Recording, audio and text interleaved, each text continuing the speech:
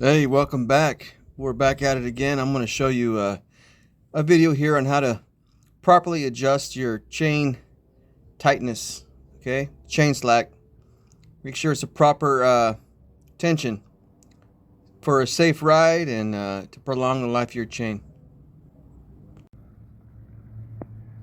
Yeah, I apologize. I don't have a cameraman today, but or a camera woman, my wife. Anyways, here's your swing arm on the XSR, right? I got some little nicks here too, huh? Maybe some rocks or something. Dang it. Anyway, there's a rubber chain guard, okay, that kind of prevents the chain from damaging the swing arm if it gets too slack. And that's why we're doing this video. We don't want it too slack. We want the right amount of tension on this chain, okay, to prolong the life of your chain and not, to be careful that you don't damage your bike.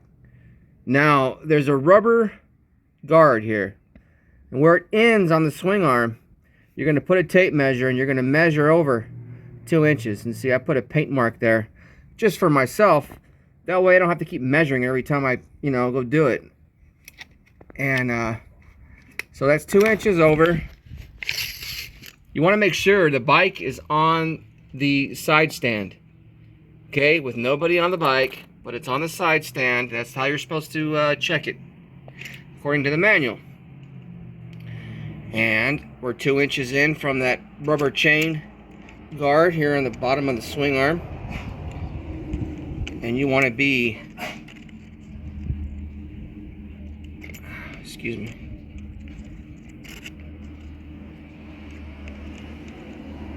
you want to be, well, you got to push down on the chain, but I can't do it and then take the video. But when you push down on that chain with a good amount of pressure with your finger, okay, you're going to measure to the middle of the link, right in the middle, right in the center of that link, right underneath this mark, right in the middle. And you want 1 7/8, okay? 1 7/8 is a good measurement, and according to the manual, I got it marked on my tape measure. That's 1 7/8.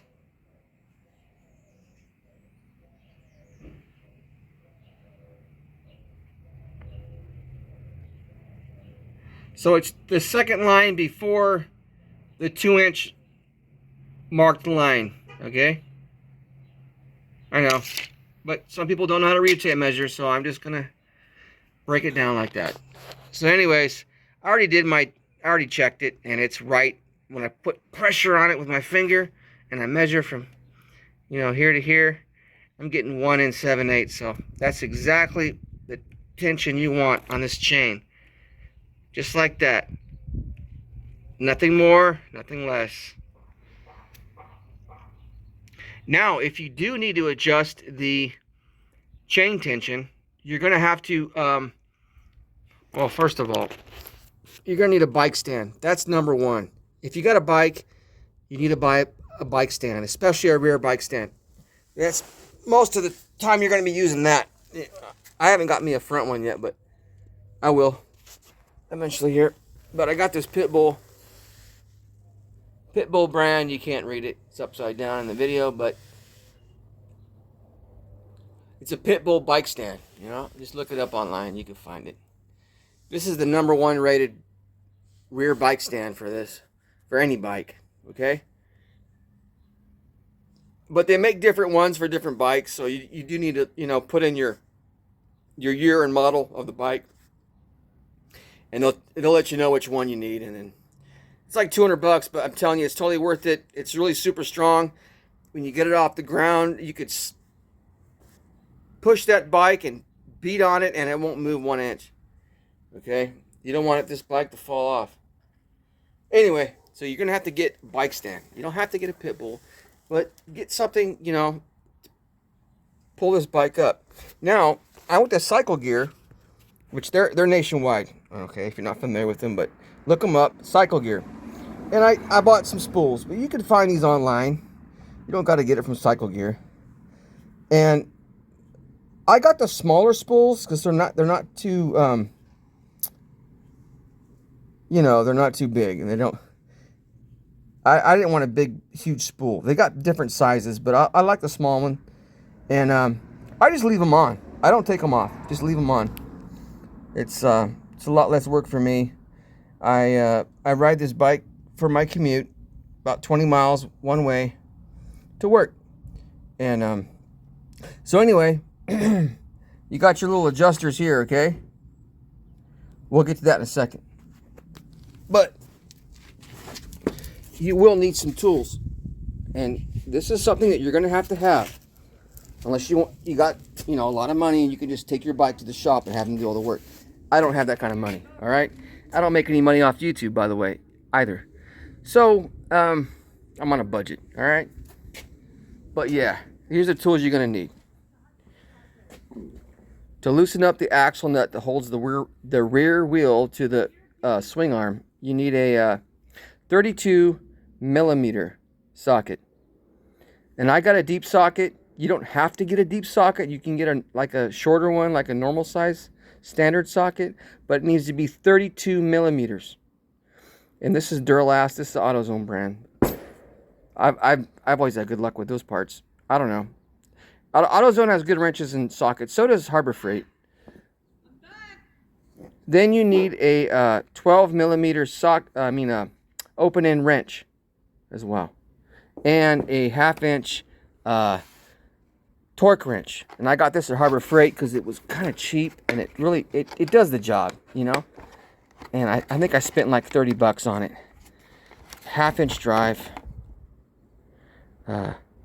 torque wrench, because you do need to torque the axle nut down to 77 foot-pounds, and your little adjuster nut is going to be 12 foot-pounds, same as the the wrench, 12 millimeter. All right, so if you need to adjust your chain, let's say it's too loose or it's too tight, you never know.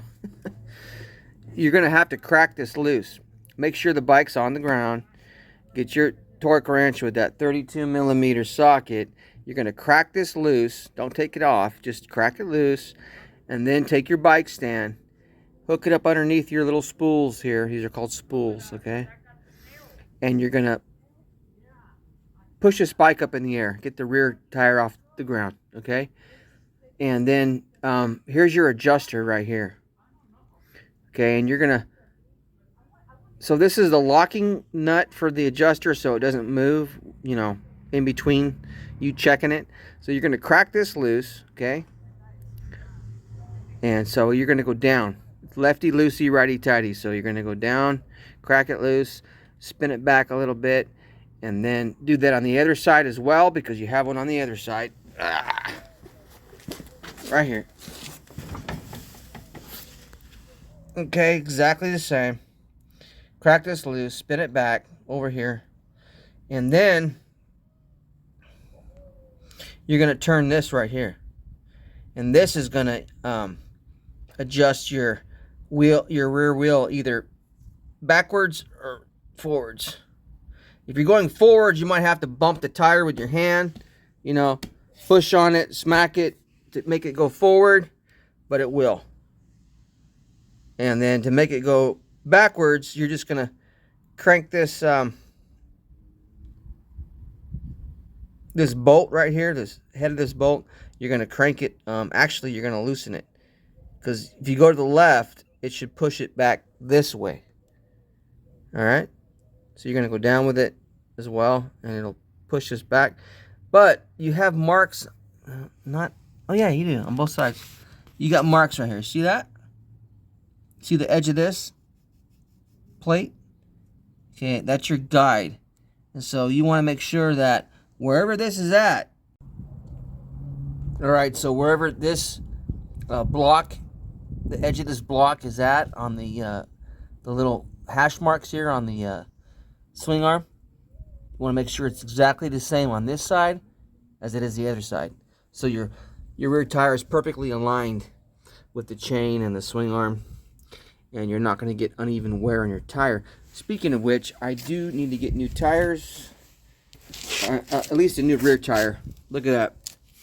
It's already got a flat spot. You see that? Right here, there's a flat spot all the way through the middle of that tire, and I'm losing tread here. It's getting down. I mean, it's not bald, but it's getting there.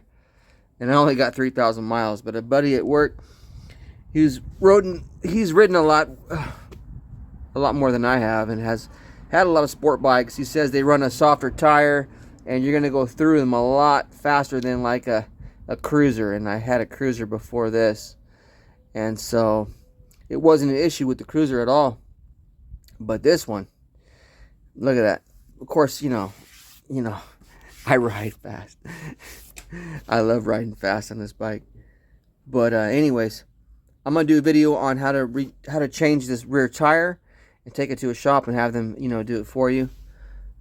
But I got a tire ordered on Amazon. It's an off-brand. It's a Kenda brand, and it's rated to 168 miles per hour, so it should be good. This bike goes like 140 stock, so I should be good with that tire. And it's $100 a tire, so way cheaper than the these battle axe. These Bridgestone battle axes are $200 on Amazon. And then the more high-end tire that I found was a Michelin for this size of a tire here, and it was $300. So I'm gonna try the low end and see how it does. If I can get like 3,000 or 4,000 miles for $100, I'll go with that. I'm just basically commuting with this bike. I don't do a lot of track. I don't have a track around here, so I don't lean it over on one knee. So obviously I'm not going to get any kind of wear over here, and that's why I have that flat spot in the middle of the tire, because I do most of my commuting on the town and highway. It's just like a straight shot. There's not much of a curve to that road at all. So that's why my tire looks like this. It's not round anymore. It's got a flat spot right here. Anyway, so in case you didn't know, this kind of bike and with these kind of tires for a sport bike, you're gonna go maybe 4,000 miles max before you gotta change that tire out. So keep that in mind.